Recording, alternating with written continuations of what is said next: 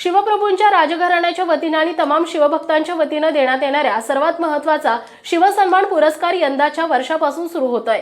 यावर्षी भारताचे लाडके पंतप्रधान श्री नरेंद्र मोदी यांना हा पुरस्कार जाहीर झाला असून येत्या 19 फेब्रुवारीला सातारा सैनिक संकुलाच्या मैदानावर भव्य दिव्य सोहळा पार पडणार आहे। राजधानी साताऱ्यात भव्य दिव्य स्वरूपात होणाऱ्या या सोहळ्यानिमित्त सैनिक स्कूलच्या मैदानाची पाहणी श्रीमंत छत्रपती उदयनराजे भोसले, सातारा जिल्हाधिकारी जितेंद्र डुडी, पोलीस अधीक्षक समीर शेख, नगरपालिका मुख्याधिकारी अभिजित बापट यांनी केली आहे। यावेळी सुनील काटकर, उपनगराध्यक्ष मनोज शेंडे, काका धुमाळ, पंकज चव्हाण, विनेत पाटील आणि इतर सहकारी उपस्थित होते। लोकप्रिय पंतप्रधान श्री नरेंद्र मोदी यांना शिवप्रभूंच्या राजघराण्याच्या वतीने तसेच तमाम शिवभक्तांच्या वतीने देण्यात येणाऱ्या शिवसन्मान पुरस्कार सोहळ्याची उत्सुकता लागली आहे।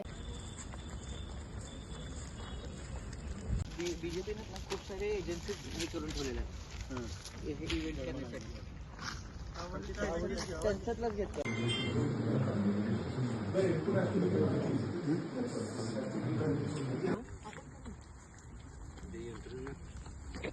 सगळे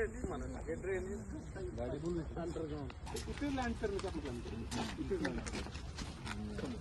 बघूयात